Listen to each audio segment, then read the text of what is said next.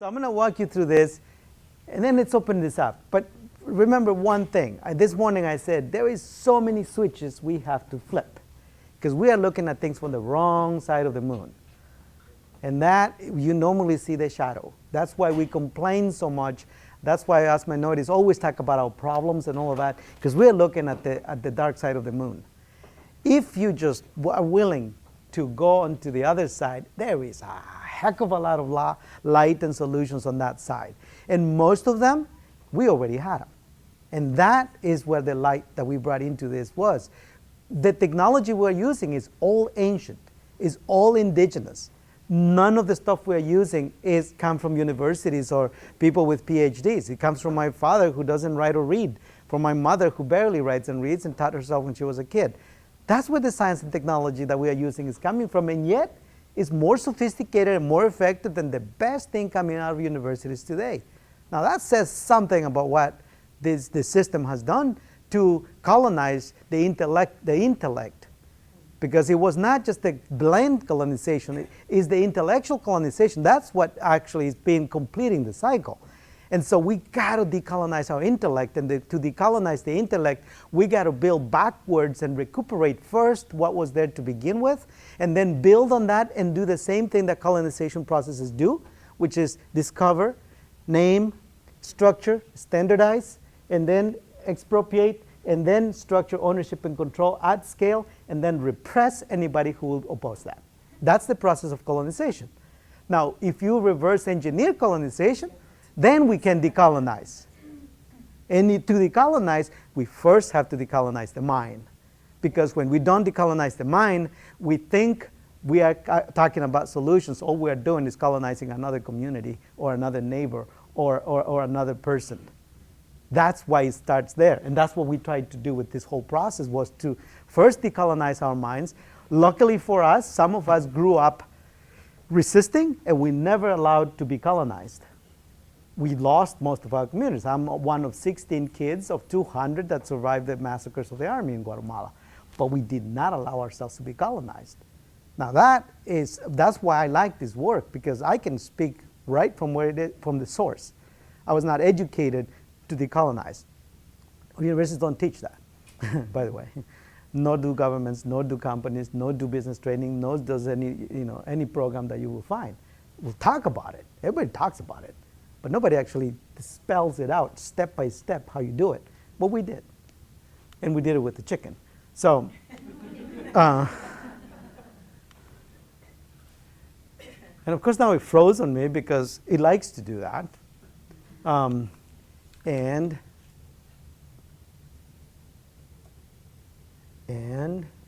I think I can do that, and then go back down. And I think it will respond to me. So what we did was we placed the regenerative agriculture in the middle, and then we put the poultry systems that we designed in our community, and then we thought, who else out there is colonized too that we could join forces with and build an alliance with? Well, the bison is a Native American concept. Regenerative is a native concept. It was also colonized, and now people want to claim it for Rodale. You've probably seen some of the information on that. But I don't think Rodale himself would agree with that unless he's also just a traditional colonizer. Because he would not accept to expropriate. See, regenerative agriculture was named, yes. But that's a colonization process. But it was named because it was already going on. Where else would they get the concept? Just like the New World, without this covering it, it couldn't be named. And so is regenerative agriculture. It was native, and it was discovered, and it was named, and now it wants to be claimed for Rodale. The current generation is claiming for it. That's a colonized mind at work right there. You see? And we have to resist that kind of thing. And I know those folks won't disagree with us in that context, because they got the and I want to say white culture, because honestly, the natives were colonizing each other too. So it's not like, Africans were colonizing each other in Africa. As Mayans were colonizing each other. The Aztecs were already invading. This is not something that the white people did. This is just a chain reaction that started way before they were white themselves. because white people weren't white before they became white. This is a long history. So we got to really dispel this. Stop, thinking of the neighbor. Anyway, it has nothing to do with us here. This is a historical thing. So, bison, poultry, other regenerative sectors, especially, grass-fed pork, grass-fed beef, or not finished pork. Very good systems already in place that reflect that nature-based way of thinking. Fish, vegetables, fruits, wild rice. Corn, our native corn. We have tremendous amount of diversity there that is very resilient. And agroforestry products, maple syrup, timber, mushrooms. If you go to another place, it's hundreds of thousands of different products that can be part of an alliance where we recuperate and decolonize the whole sector. Okay. Having said that, so that's what we want to do in the U.S. with the alliance. So become part of the alliance if you want to be part of this, very focused, targeted way of approaching this.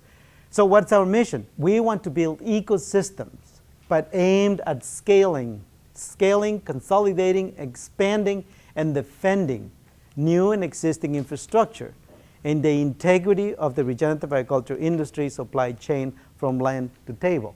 That's why the conversation here was about scale, because it's about industry. It's not about a farm. It's not about a little area. It's not about food security for one village. It's actually for to build the industry scale processes that have integrity and that are regenerative. And that's where we are focusing on these sectors, because other sectors are not yet, we can't explain why they would be regenerative. I mean, people are calling them regenerative because it's cozy right now and it's exotic, and consumers don't know better anyway. So why not tell them it is regenerative? But that's what 99% of what's regenerative out there, that's why. Nothing to do with science or basics or indigenous thinking or decolonizing theories, none of that. I mean, that hasn't even crossed their minds, I can guarantee you that. So we created a founding board. You will notice that Florence Reed, Sustainable Harvest International, incredible leader. Catherine Paul with Regeneration International, and Wolf from Iowa, Republican farmer. Very important to have a woman who's a Republican, who's a farmer in a very conservative state, because we want diversity. That is diversity right there. Gabe Brown, Gabe Brown of Brown's Ranch, one of the leading folks. Now, if you notice, I didn't fit in here, it's on the bottom. Don Sherman, the CFO of Tonka Bar, where the Bison community is coming together. So what we have is, if you notice, women, different backgrounds, Native, Guatemalan, 2 guys, one brown. The key here was to bring high quality talent, understanding, but also decolonizing the board to begin with. I don't know if you're following here, but we are not doing this on our own institutions, and we have to start doing that. So the next thing is the Regenerative Poultry Alliance, and that will already have a board for that. Is Juanita from the Liga Maya Internacional, Luis Marcos, the representative of the Canjobal Nation of Guatemala, displaced people in Omaha. These are the folks who understand native thinking. And some of the native folks here, it's going to be 100% native because regenerative is native.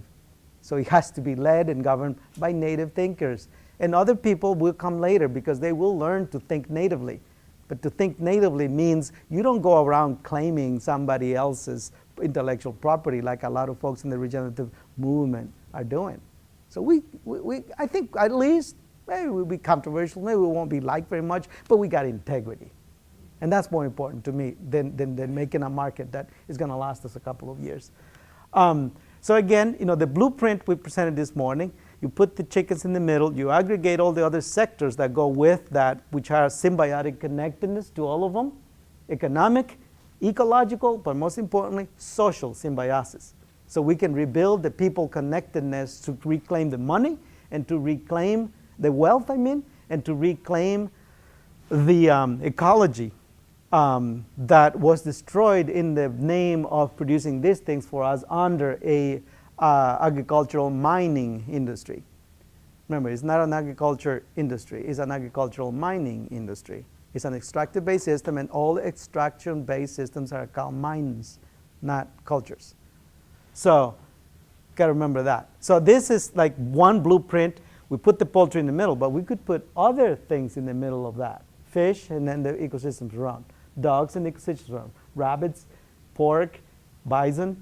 And we just build the ecosystem based on the blueprint of the local space that we're going to align under the alliance.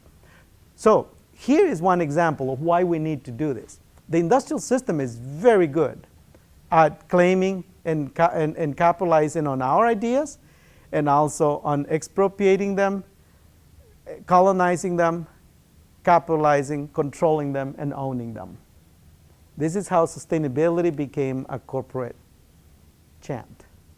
They built their food alliance, blah, blah, blah. This was Danone, Mars, Nestle, and Unilever. This is July 2018. This is very recent, right? Now, look at this now. $200 billion. That's the size of the industry, right? Industry alliance right now. Now, I know this is not orange to oranges because I'm building an alliance from scraps, right? There's nothing in there except us, and if we don't make it happen, it doesn't happen, and we are not coming in with, $200 billion worth of market share. But we can populate our alliance with people, and people is a lot more powerful than $200 billion. I can even show you how much more wealth there is when our wealth is put together. And so this is very important to remember as we think of why we're doing this alliance and creating an alliance of the buffalo folks, creating an alliance of the fish producers and the pork, and our own alliance for the poultry.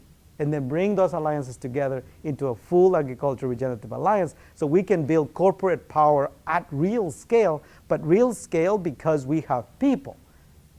Most importantly, especially consumers. I want consumers part of the alliance because if you are part of the alliance, you are going to consume the products from the alliance members. And that is a fundamental principle of how we build loyalty and all of that and start even decolonizing the way consumers think about this and talk about it as decolonizing. So what would we do? We know why. We need multiple levels of support infrastructure. As a minority individual, I am in Northfield, Minnesota. I individually need certain support systems, just like everybody else. But most people have taken for granted. I can't. Because when I walk at the store, I am looked at differently. I am followed at the store, at Fleet Farm, anywhere I go. I am followed because I am brown. And for some reason, if you're black, it's the same. If you are Asian, it's the same. If you're white, nobody cares because you must be a good person, right? But if you are not, you must want to steal something. So, okay, fine. I need that level of support. Now, as a farmer, I need a different layer of support. It's not the same as I need individually for my spiritual, physical, and mental health. This is now the spiritual and physical health of the farm. That's a different layer. Now, as a farmer, I'm not going to make it either. I need a regional farmers with me. That's another layer. Once I created that layer, then we block together with other folks, and then it's a new layer, right? So that's why we need the alliance, because that allows us to put the upper layer of infrastructure to everything we're already succeeding on. With that put together, we can strategically position these sectors that I was describing before to actually claim that market space and that communal space in the total marketplace from farm land all the way to the table. Now, we can organize more specific stuff like we were talking before about money and things like that. Well, finance, the aggregation of production and all of that, national branding, all of that, we can do that if we are able to build these alliances between different sectors.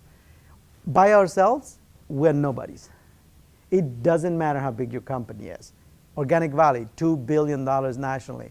Simple thing in the market, in one whole sector, the milk sector goes down for them. $2 billion is nothing in this monster market. The food and agriculture industry alone is $5.9 trillion. I wouldn't even know what the hell that means because I don't know, simply. But I heard that it's a whole stadium 9 miles high with $100 bills piled up. Something like that. So it's about close to 6 trillion, I believe now, including beverages. So, but we can work on aggregation, and here's what I learned.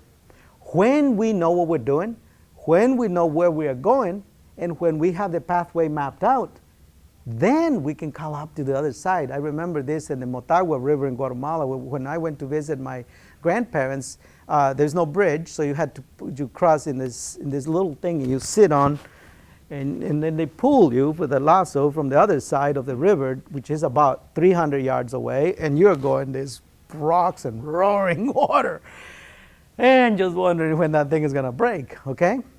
But the way you do that is you come to one side, and then you squint until you see the shade of the other person moving on the other side, and you go, hello, because that travels really well over the water. And they hear you, and so you sit on it, and then you scream it again, and then they pull you over. Okay, listen, this is not bad metaphor for thinking about our financing needs, because we do need a lot of capital. But now we can say hello to the other side. And there's a lot of people there that are willing to listen, and they will pull the rope. I learned that because we are getting capital now. And all we're doing is hello to the other side. Because we really don't have a business case, honestly. We say we do, and we're all puffed up about the money and all of that stuff and quality, when we're competitive, blah, blah, blah, blah, blah. Really, everything else is better for these folks. If they just looked at that, they wouldn't invest in us. They're investing because they see a future that is different. And they probably are now starting to think that their own money, they're not going to be able to eat it if the planet goes up in flames like it's going to, the ways we are treating it. So their money is not worth very much anymore, except if they put it in something like what we're doing. So now there is value, but they're no longer looking at the ROI. And that's when they hear the halloos on the other side of the river. And it's amazing, the magic that can happen, because, again, they are also colonized on the other side. Just because you're a white person and all of that doesn't mean you are not colonized yourself, like I said before. And then when we identify at that level, it feels good. And then you want to be part of that other community, because you don't feel like an outsider just because you're white. And you don't feel like an oppressed because you are brown. Because we are not really. All of us are colonized. We're in the same boat at the end of the day. So that is one way I can describe how we approach this. That's an indigenous way of thinking, by the way. That's a decolonized way of thinking. If we are still colonized, we're going to think of white folks as the problem and the enemy and all of that, and the ones that have everything and so on and so forth. And yes, maybe factually that is true, but not everybody. And when we generalize, then we become the problem as minorities. So what would we do? Well, we'll build a dedicated representation for us, because nobody's representing us right now. And we can use these sectors to organize ourselves. And we really have a lot of power nationally right now if we put those sectors together with a focused effort and policies and programs that are actually beneficial to all the members. Everybody does come together because everybody's struggling. Okay, specialization. So producers, farmer-owned cooperatives, regional clusters, regional-based producer alliances. This is, we can specialize on these different layers: farmer livelihoods, access to land, financing, markets, influence, regulations, ordinances, economies of scale. There's a whole plan that we have laid out at this level, at the local, regional, and national branding and marketing and distribution systems level. We have a whole, line of priorities that we can put in there that are real, connected to what we are lacking, the bridges, filling the potholes, like aggregation and production. People are calling them food hubs. Well, listen, it's pretty simple. It don't matter what you call it. It's part of a set of barriers that we have to resolve.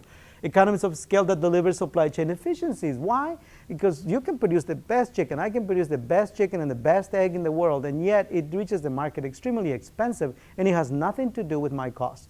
It's artificial cost associated with handling and all of that adds no value to the product, but adds a tremendous cost.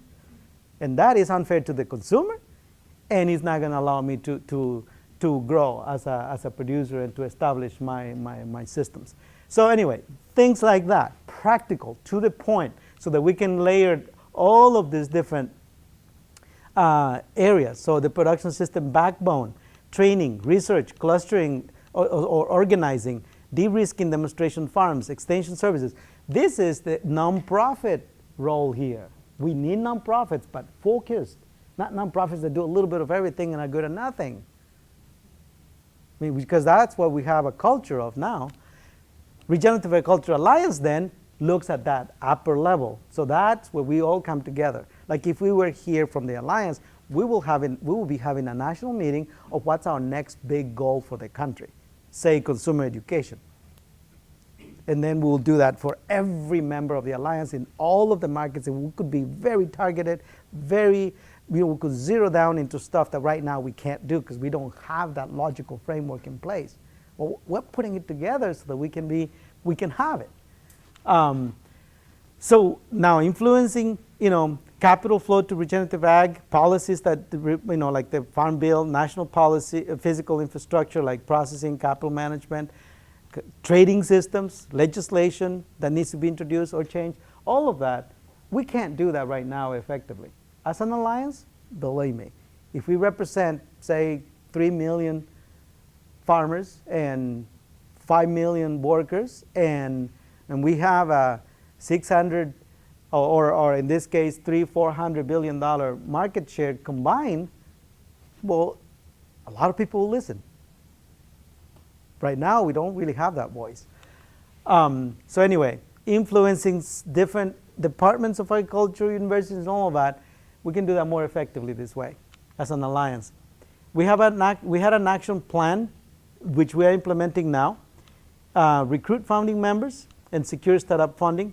We secured the startup funding, and now we are recruiting. Founding membership, we want to launch, at the soft launch in April or May, and then a hard launch during the Acres USA conference in Minneapolis at the end of this year. So if you want to join the alliance, become part of the founding membership. It's a very important thing to make a big statement at the very beginning. Expand membership in 2019, conduct membership meetings, all of these things. We are pretty well ahead of our original plan and moving in a very solid way. So one of the biggest things we want to do is structure a trading platform. Now, we can start producing, and it will be a while before we need a trading platform. But we know that even as we are in Minneapolis, in Northfield right now, very small, we are already capable of producing way more than we can market directly and in our own niche markets. Beyond that, if every alliance producing, every region producing aggregates the production under a national trading platform, we can market it the same way you buy and sell stock right now in the stock market. A trading platform, that's all it is. Except they trade paper and we will trade real stuff. Exactly. That's the difference. They trade made up value, we trade real value. You see, that's the difference. So that trading platform will feed on this in the industries, not excess, but surplus production that they can consume for their own communities, to feed their own families and all of that. All that, because it's standardized across the country and the quality is consistent, we can consolidate it, put it into that platform, put fair trade criteria so there is a minimum price so that no farmer will ever get paid under the cost of production and get ripped off. But everybody can pay more than that. So as an alliance, we can make a profit or break even, but never below that. If we can't do that, then stop production. So we don't have excess, and we're not on a buyer's market. So we can manage that. That's why it's called supply management. We manage the supply so we can trade at the terms that we want, and we can engage the industrial markets. I want McDonald's, if they change their mind and they want regenerative chicken, I want them to be able to buy our chicken. It doesn't matter to me. What we need is wealth transfer. And what's the best way to transfer it? Through the consumer power. And who captures that consumer power? The big corporations. Now, it's our terms. The key is integrity. If they don't trade on our terms, we don't have to sell. And that, at least that still is protected by law. So this is a very important part of what we want to do as part of this alliance, the National Trading Board.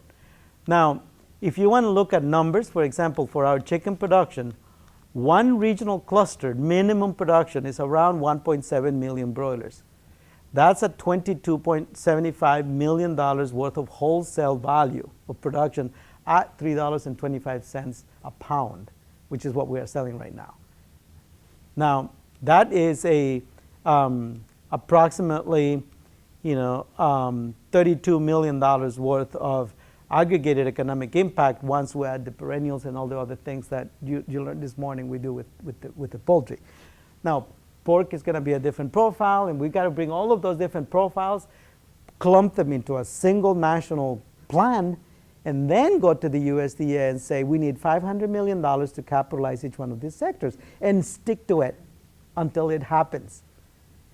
Back in Guatemala, in the rainforest, we were taught a lot of things to build mental and entrepreneurial discipline. One of the things we did was we went to the forest without food, and we had to figure it out with the resources we had to survive for weeks. The other thing we did was also insurgency training, but that's another story. The other thing we did was my dad would give us these logs of these trees that were impossible to split. Think of elm in the summer. I mean, it bounces. It's like trying to split a hard ball. It doesn't. So we had to stick to that until we either split it or cut through it. But you have to turn it into two pieces. Now that builds mental consistency, discipline, physical, and all of that. And that was critical. So as we do these kinds of work, we got to remember that we have to stick to some of these frameworks until they break loose. And they won't break loose below certain levels. After that, it gets easier, and it gets easier. Once those logs were halfway through, it was much easier to get the rest of it. But the first half, it was the hardest. But we had to stay on it. Now, for the egg layers, we're looking at around 30 production units, which gives us around 65 million eggs a year, and it produces enough for one truckload to be moving back and forth. The truckload in this case is the bottleneck, so we based the cluster on that. So if we can sell, say, 2 million eggs locally, we do that direct. However, we make the most income. The farmers do as well as they can. Now, that doesn't mean they stop producing, because remember, if you produce a lot, if you produce a little, and you get to sell that product for more income direct at the farmer's market, your margin is going to be very small because your cost is a lot higher because you are producing just a little bit. Now, if you don't compromise the integrity of the regenerative design and you produce a lot, now your cost goes down, not because you're paying anybody less or anything like that. It's just simple mechanics. And so now you got your own product that you are selling direct at a lower cost, which means you get a much larger margin. And the excess, you combine it with the rest, put it in the trading board. And if you break even on that, so what? You already paid yourself anyway. And now we can compete in the marketplace. It's about strategy. Strategy is the name of the game here. So this allows us to calculate at least these two sectors. We got to do this for the other sectors. But here's our big audacious goal. We know that we consume around, we produce around 7,000 broilers per unit and about 2 million eggs per unit of 6 acres. 1.5 acres, 6 acres. If you look at the U.S. chicken consumption, it's about 7.6 billion chickens at 4 pounds each. We consume about 93 pounds each a year. And that's including vegans and vegetarians. This is the average. So if we take 5% of that market, which is a very, very credible tipping point, we need to produce 380 million chickens. That's 8,848 acres plus of actual chicken production per unit, plus 1.6 million acres produce all the grain and all of the supplies that is going to go into that. Remember, the idea is to close the whole loop of enterprises. This is our numbers right now. May change, but it's being consistent so far. Now, for the conventional chicken retails for about $1.47 as of 2018. Conventional chicken. Our chicken sells right now at about $3.50, $4.50 a pound. So this is using conventional numbers. If we use our numbers, it's about 3 times this much. But anyway, use conventional numbers. This is a $2.35 billion market, plus the extra value that regenerative chicken can generate. either for direct sales in the local, but this we're talking about the larger trading board, right? So, and we're not counting yet the hazelnuts and all the other production that we will have, and the lower cost of production, given that we can supplement some of the feed with our own hazelnut production and all. There is so much we're not yet putting in here, because we want to just get that top number and that top fact in place. Now, if we go to eggs, we consume around 90.9 billion eggs, which is, 7.575 billion dozens. At 5% of that is 3.78 million dozen eggs. That's about $757 million. That's 2,275 production units at 6 acres. That's 13,700 acres. That's the size of some farms in Iowa. We could tap the whole 5% of the market with that little acreage. Now, add that 2 million acres for supply and grains and all that, and what we have is an industrial opportunity that is regenerative if we can make ourselves think at the right scale and right impact. $3 billion, 2.694 million acres. Now, here's the kicker. Indiana has 23 million acres. 5 of the 92 counties have more than 90% of their land area in farm uses. 99%, you said, was white-owned. Now, we don't have to ask those farmers to give up ownership. All we need is to join in an alliance as colonized people that we all are. There is not about the land, it's about how we relate to it as people. Now, if we were to do that, 11% of Indiana's farmland will achieve us this goal. If you look at the country, it's like in the 0.000%. This is peanuts. And yet, this looks big to a lot of people. That's what's killing us, our inability to scale. That's why I wanted to call this conversation, how do we scale up? We could scale up this way just in Indiana alone. We don't even have to go outside of the state to achieve this. Now, of course, I'm in Minnesota, so I want my part of the pie, right? Now, with that, I hope we can crank up some 20 minutes of, high-level conversations here, because I really want to hear what you think. I mean, is this crazy enough that you don't want to even talk about it, or does it excite you to the point that you feel like we may have a chance here? I'm going to go first. I'm going to turn the light on. All right. Okay, I will do that. So, based on your model, I mean, from the Guatemalan perspective, I guess, it's a cultural difference. The coming together of the communities to work together for a common goal that everyone can get on board with. It's not necessarily a shared across different, ethnics or how where you were coming from. So what might work for the coming together of the community to work together doesn't always work out for a lot of other places. How ideas, I guess, on how to overcome that? The only idea I have is to only work with those who want to work together.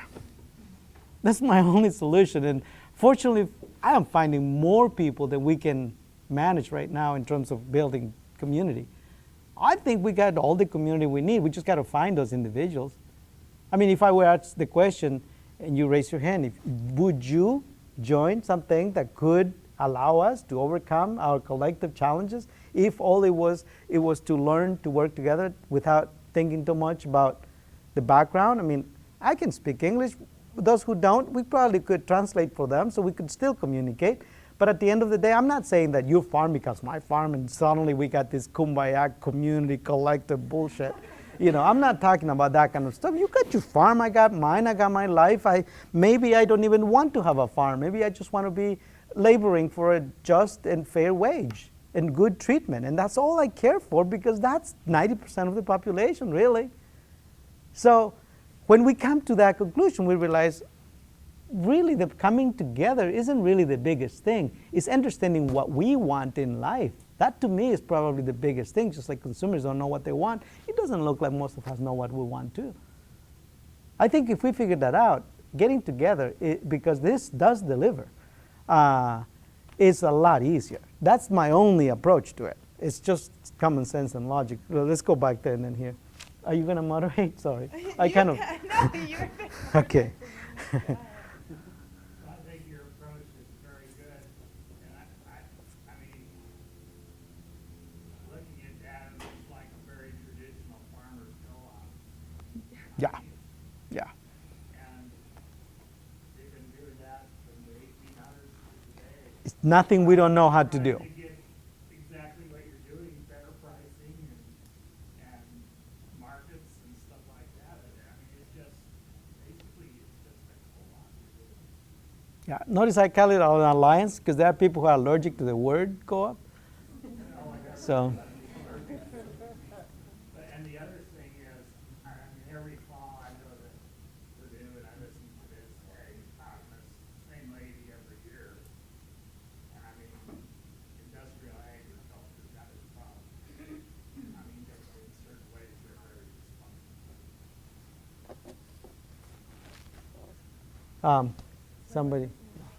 For me, on a smaller scale, I'm a market master, and this, we're not working in the millions by no means, but in the regards of like our vendors working with local restaurants and local stores that have their products in it, and it's kind of like a full circle for them. So if our vendors' vegetables get sold to a, an actual restaurant, then those consumers that eat that, they see that, and then, those people that consume the food come to the market because they want to support the farmer. I mean, it's only a 3-person cycle, and it can actually grow even bigger, but, I mean, I can see where you're coming from with your alliance.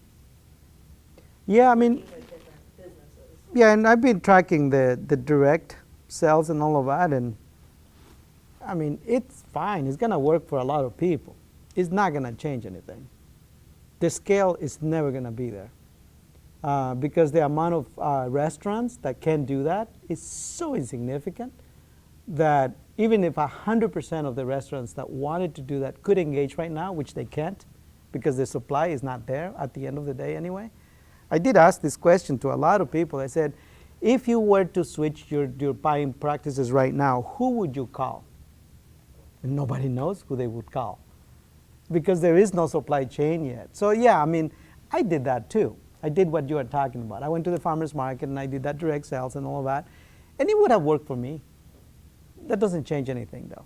The larger context stays the same, and the minute something happens, I'm the first one who goes out of the system because the big boys, they got the control. And he's trying to take that control. That's what got me thinking, and becoming more subversive, of course. What, as you've been around, having this conversation with people across the country, probably or wherever, what are the biggest objections you're hearing to why farms aren't just saying, oh yeah, let's do this? Right now, your point was probably the most high level, feedback I got. That yeah, we have a hard time cooperating to begin with, and so how do we do this? That's the only thing that I have heard. I mean, most of the time, farmers are all struggling. So this thinking is also familiar to them. Nobody really ignores all of this. Like I said, this is old ways of thinking about coming together and all of that. What I thought was, the lack of understanding of what's going on in our own colonized minds. We tend to jump on something because it makes sense for me, not because collectively we can see why it makes sense. I see the collective, but I was trained on seeing the collective values, and I was not colonized the same way. And so, but if we don't see that collective value, I think lack of ability to see that collective value is the reason we don't have more people. Because in Guatemala, the first meeting, we had 2,500 farmers on the first meeting because they see the same thing I see. Around here, we don't see the same thing. And so that's the first, Was there any, situation that precipitated the need for that change that isn't happening here? Of course, there's the privilege. I mean, you're not going to go hungry when you walk out of here. Okay. The fact that you are here already means that you are already well off because you can take this time off your time, right? That privilege relaxes us. mentally, physically, in many ways. And so you are not going to take a little risk that could potentially put at risk your privilege and your stability. That is the worst part of colonized minds, is that we become afraid of change and then we protect and defend what we already have. So we need to Those get families, in order to precipitate this change. yeah, to precipitate this at the scale we need, we got to decolonize, because that's what's different in those communities. They don't think that way yet. And when they saw this, they figured they already have the community governments, they already have the community infrastructure and all of that. We don't have anything even close to what those communities have in this country. So we do have to rebuild. I just did the keynote for the Indigenous Farming Conference, and in there we focus primarily on governing structures. The Alliance is our version of the governing structure so that we can build an alternative government system for this kind of work. Sorry, No, go ahead. kind of follow up to the co-op. So we have co-ops.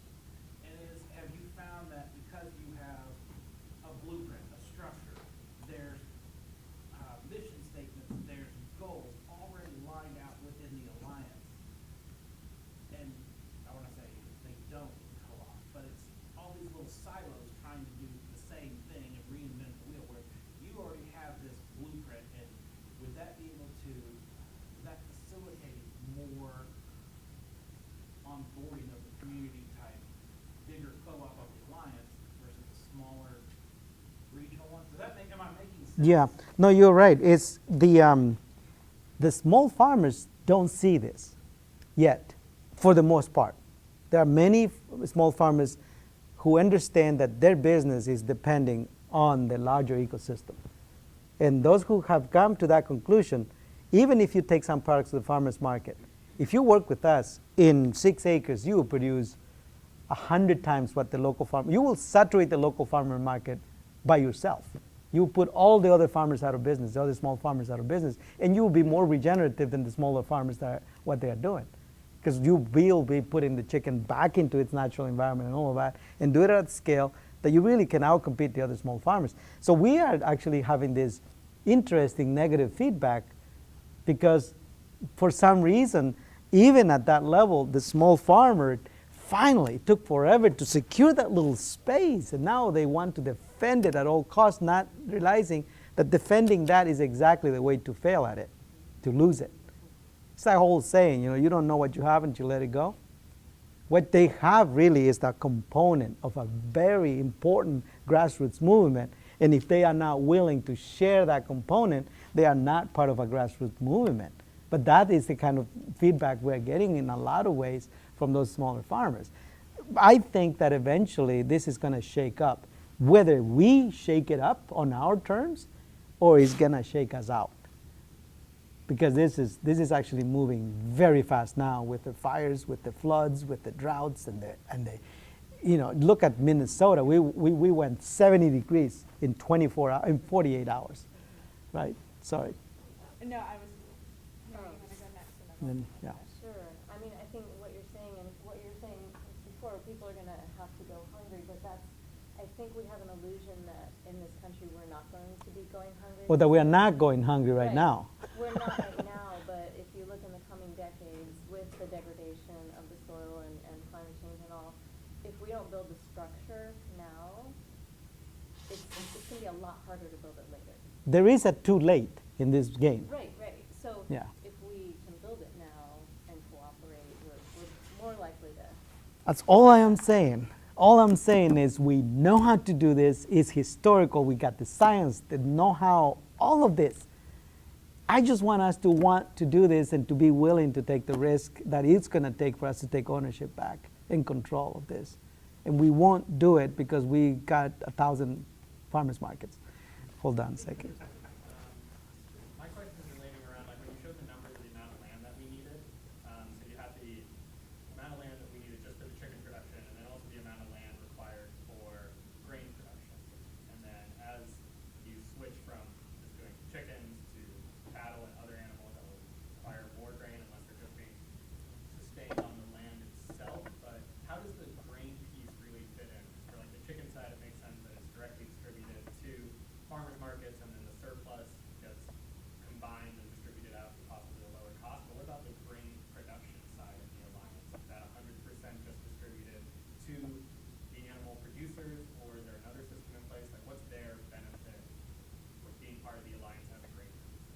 Exactly that. It's a closed loop. We're not going to take more members than we can actually completely feed, so to speak. It's a closed community. At the end, we can't do more than that. And so then they're not subject to the fluctuations of the market. That is the key. That is the key. Is to lock out the extractive mining conventional industry. If we don't lock it out, it will suck us dry again. It will find a way around it. There be like general practice requirements, so to speak, for that grain production? Oh yeah, there is a whole regenerative grain standard that we're developing. It's allied crop systems because it's not just the chicken that we produce or just the grain. Remember, we are going to eliminate soybeans. We're not going to need soybeans because we're going to have the hazelnuts and the other nuts. And those are much better for the chicken. And at that scale, they actually are less expensive than planting soybeans. So there is a whole lot of technology that we're going to be moving into this as the system scales. That is already kind of teed up. We're just waiting for it to start to happen. I think I'll hold that. Okay. Go ahead, Gavin. Yeah, I'm probably a little different from most of you because I have shared background. I come from a corn, soybean, traditional farming, and I also have a small production of my own that is vegetable farming, kind of maybe vegetable seed. So I always have a problem when people label certain types of farming as bad and other parts as good, because we definitely need large-scale grain production. We just need that. The corn and soybeans that grow in this country, the wheat cannot be produced in tiny scale or economic. People can't afford to buy the bread from tiny bakeries all over the country, you know, so we need, and the corn and soybeans wind up in plastic and industrial lubricants and all kinds of products that would otherwise be totally processed. So these commodities are important. The small farm has a huge place as well. So I think that it's really important for partnerships to develop between all sides of the farms, rather than have an adversarial relationship or labels like industrial farming and that sort of thing. I just think it's more, farmers need to stick together, period, because our land use is getting sucked up into subdivisions and strip malls, and none of us are going to benefit if we don't band together and help each other keep this land in agricultural production, instead of fighting over who owns it or uses it. I think we as farmers, no matter what scale we are, really need to just work together on things. And as another little aside, the Indiana Corn Marketing Council and Indiana Soybean Alliance are kind of what we're talking about with corn and soybean farmers, because believe it or not, most of these farms are family owned. They have grown larger through generations to support multiple generations. So part of the support through generations of family owned 200 acres. So, but the way those operate is every producer, as they sell their product, contributes a tiny portion of their profits. We call it checkoff dollars.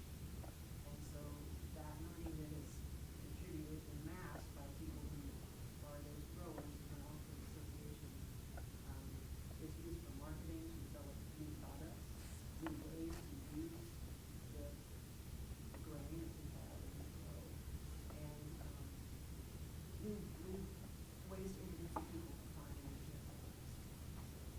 You know, the big or small, we all need each other, and we need to stick together. Yeah, I agree with that. The only problem I found is that most of the farmers doing corn and soybean, they don't think they need us. That's why we had to bind together with this sector because, I really went everywhere. You read my book, In the Shadow of Green Man. I even, in the shadow of Green Man, I was literally kicked out of my farm by corn and soybean farmers who were my neighbors, whom I reached out to, trying to see if we could buy their soybeans and the corn. My idea was that they were stuck with a system that exploits them too, and that we could probably get a better deal by working together. And their kids almost ran me out of my farm when they realized that I was an owner instead of a laborer. And I had to put a gun to one of those kids to be able to, get them to take their helmet and take them to the police. So it's not like we're not trying. The problem is that rural America is extremely bigoted and racist. And those corn and soybean farmers by far represent the largest percentage of the bigots. And so I know there are some who are not, and I am ready to find them and start working together. But it isn't the same thing as going to the African American community or the small farmer who's struggling. That's a different community. And so just like the big corn and soybean farmers band together and set up their systems to protect their space and now don't let anybody in, we kind of have to do the same with the idea, of course, that we're not going to promote bigotry and discrimination and violence and put down those ideas just because how many small scale organic farmers are ostracized in areas like southwestern Minnesota because they are not corn and soybean farmers. I mean, they get depreciated as human beings because they are not part of the system, right? So there is all of that too. We can't ignore that as we try to rebuild the system and decolonize ourselves. But if those farmers are all I needed from those neighbors, I didn't need them to be nice to me. I just wanted to do business with them. In fact, I have a neighbor now who runs around with Confederate flags in his car and all of that, and he's the one who now transports my grain. I ignored everything else. I am spiritually well grounded. I don't have to hate him. But if he doesn't want to work with me, there's nothing I can do. And unfortunately, that's the majority. And I'm not talking about you. I'm talking, about a really large percentage of those folks. They are not going to work with me just because I am a minority. They won't even come to a presentation like this because they can't stand the fact that I'm the one speaking with authority. That is the reality. And unfortunately, it's the majority of rural America that is like that. Oh, sorry. I'll come back to you. Yeah, you had. Yeah, I think a lot of the questions that are coming up, a lot to do with scale, and which scale is appropriate relative to different economic, political, ecological systems. And at some point, we do have to resist the idea of there has to be cheap food produced for the poor. There has to be some I'm really, yeah, because those two things are always put together, absolutely against each other in a capitalist system. Small contractors and so forth. But, I was really intrigued by the National Trading Board. Just wanted to know more about it. I was thinking, is that a trading board that's trading with other countries? Is, again, the scale, at a national scale, kind of standardizing value or cost. Wondering how that would work with such a diverse population or diverse, set of ecosystem. Yeah, fortunately, we do have examples. So I was part of building the International Fair Trade Movement, and we developed global standards for trading coffee. We can do the same for almost anything that I have in that list. And if we decided as a governing board of the alliance that we want to export products, I don't know. Somebody else is going to make that argument, and we're going to have to vote on whether we export or not, or that somehow is not regenerative, and we don't want to do it. It's going to be a matter of principle. Not because we can't do it, but because we may not want to do it for principle reasons and all of that. But that's not my decision. That's what collective impact is about. It's being able to put these things on the table, discuss them at a high level, and really with an indigenous perspective, an indigenous mind. And I don't mean indigenous as in I'm indigenous or Native American. I mean indigenous as in from the ground up. That's what I mean. And that anybody can do that. The color of your skin doesn't matter. You can think indigenous. That's the key. And if we do that and we still decide to do some of those things, well, let's do them. But I don't think exporting our products, except for a few that may not be able to produce in other places, like coffee, we got to import it. Unless climate change allows us to grow it here, we're still going to have to import. Banana's going to be the same. So there are things like that are okay to trade internationally, but most of the bulk of our food never has to be even exported from a state to another state. Most of the time, that's not even necessary. So, and the issue of cheap food, absolutely. There is no such thing as cheap food. That's an illusion. We paid for the so-called cheap food by wrecking the land and the water and the air, polluting the heck out of everything. That's one way we pay for the so-called cheap food. The other one is by exploiting over 15 million laborers, about 60% of them Hispanic, about 50% of that 60% undocumented, very vulnerable populations that are kicked out of the farms when they come to collect their paycheck. There's over $34 million that was called wage theft. It's actually classified like that by the national organizations that deal with that, because it's money that was never paid to the Latino undocumented workers. Tyson uses the Immigration and Custom Enforcement for that. In the movie Food Inc., you can see an example of that. They fire people before paycheck and payday, and then they don't deport them. I mean, what they do is they pick them up because they're undocumented, but they don't deport them because the intention is not to deport them. It's just to dislocate their paycheck, and then a week later they come back. By then, the company doesn't own them anymore because they left the work, and they start all over again, and then eventually they do that again. And so it's about 34 million back then when I checked it out. There is many ways we finance food. Cheap, it ain't. That's for sure. Sorry, Chris had something to say, but I just want to say that it is 4:05. So we are into the break, and our keynote is at 4:15 in the North and South Hall. So if some of you want to finish this conversation, but I hope that I see you in the South Hall for the keynote. And Chris, you want to say something? I just wanted to comment to Deb's comment about the small versus the larger, as sort of an us and them there. I mean, there's a lot of aspects of this, but one aspect I don't want anybody to forget about is what we're doing with our land resources.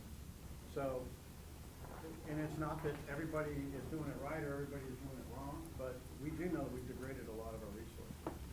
So that is a key component to regenerative agriculture, is that we need to be restoring our resources and getting them back up to where they are producing better quality food. I'm not saying we should, I'm not saying we shouldn't keep doing corn and soybeans, but we need to look at what we're really feeding people with, what is real food, and versus some of the other things that we're doing. And we can do a lot more diversity on these farms, and by being more diverse on these farms, we're going to have better management of those farm resources going forward, and be doing what we really want to do with farmers, besides fiber. I know we need to do fiber, and biofuels are okay too, but we really want to produce our solid food ultimately. And we're not going to do that if we continue with practices that, and I'm not saying this large farm is bad practices or good practices. Some of them are doing good practices. Some dairies that some of us might not buy from aren't the worst, and some are way worse. I'll just be honest about it. I mean, I think there are some bad things, but we shouldn't just go around saying, hey, we don't want you at all. Right. I think what we want to do is go and say, hey, how can we all learn together what we've done in the past with our land